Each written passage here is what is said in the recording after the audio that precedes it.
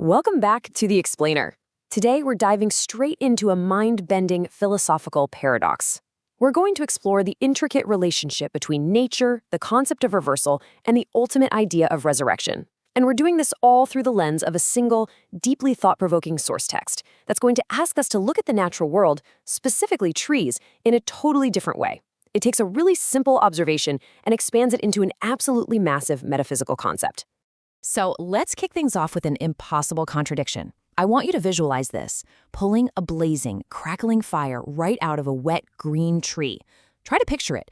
You've got this vibrant, flexible branch, right? It's packed full of water and sap. Now imagine a hot flame coming directly from that moisture-rich source. It's totally counterintuitive. It's literally the last place you'd expect to find a fire, considering we usually associate flames with dry, brittle, dead wood. But as we'll see, nature loves to defy our basic assumptions.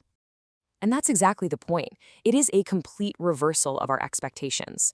You see a piece of wet wood, and your brain instantly categorizes it as fireproof. So when a green branch actually generates a spark or dries out to become the very fuel for a roaring fire, it completely upends what we think we know. It's not just some neat party trick of nature, it fundamentally disrupts the expected order of things. It really forces us to stop and think, maybe our assumptions about how the universe operates are just scratching the surface.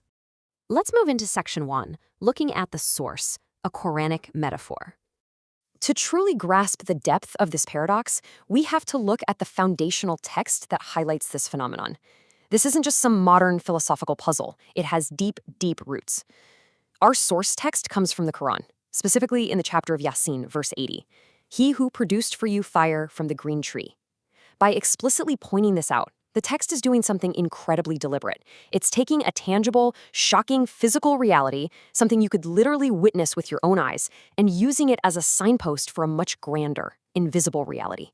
It uses the physical world to kind of jolt our philosophical senses awake. That brings us to section 2, Bediuzzaman's interpretation. Unpacking this specific verse, the acclaimed Islamic scholar Bediuzzaman Said Narsi approaches it in a fascinating way. He doesn't just see biology here, he sees a massive metaphysical argument. He points out that a power that gives such a blessing won't leave you wandering aimlessly, entering the grave, never to rise again. Basically, he's arguing that if a creator possesses the sheer paradoxical power to pull intense heat from cool moisture, why would they create humanity just to abandon them to the grave without a greater purpose? It's all about intentionality. If there is that much care and complex engineering embedded into a simple tree, then human life, with all of our complex consciousness, absolutely must be part of an equally purposeful design. And he grounds this idea in a brilliant natural comparison. Think about dead trees reviving in spring versus dry bones coming to life. In the dead of winter, trees look like brittle, lifeless skeletons standing in the cold. Yet every single spring, they effortlessly turn green and surge with sap. So Bediuzzaman poses a really powerful question. If we watch these dead trees resurrect like clockwork every year, why is it so hard to conceive of dry bones finding life again? It's a rock-solid argument from analogy. If the tree's resurrection is a guaranteed event, reviving human life really shouldn't be viewed as some impossible leap of logic. Let's look closer at how this works in section 3, the power of reversal. The entire engine driving this philosophical argument is the concept of reversal, or tersine chevrime, in the original text. It refers to an event that goes entirely against the expected order of nature, but undeniably happens anyway. It's the act of extracting fire from a water-filled tree, bringing absolute dryness and flammability straight out of moisture. And it's crucial to grasp that this isn't just a gradual change. Actually, scratch that, it's not a change at all. It's a complete 180-degree flip of properties. Nature's flat out showing us that what appears to be a finalized, permanent state, like wetness, holds the absolute potential for its exact opposite. So let's track how this builds into a really tight logical progression across 3 steps. Step 1, we have our baseline miracle, moisture-producing fire, a direct reversal. Step 2 scales it up to the seasons, dead wintered wood producing vibrant green leaves in the spring. And finally, step 3 brings it all the way home to the human condition. Dry bones produce new life. The logic dictates that if the natural reversals of wet wood catching fire and dead trees blooming are undeniably possible, then the ultimate reversal, the resurrection of dry bones into new life, must fundamentally also be possible.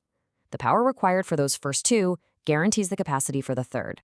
Which leads us nicely to our final point in section 4, the harmony of opposites. Before we wrap up this explainer, let's just zoom out for a second and reflect on what this means for our broader understanding of the universe. It really changes how you look at a simple walk through the woods, doesn't it? So I want to leave you with this final provocative thought to chew on. Do you know other examples in nature where complete opposites exist together in perfect harmony? The text we explored uses the green tree and the fire to make a massive point about rebirth. But honestly, this design is everywhere. Next time you're outside, look closely. Can you spot other miracles where opposites perfectly coexist? Where lightness lives in the dark? Or where incredible strength is found in fragility? Nature is constantly speaking to us in these paradoxes. We just have to be willing to listen. Thanks for joining me for this explainer, and keep questioning the world around you.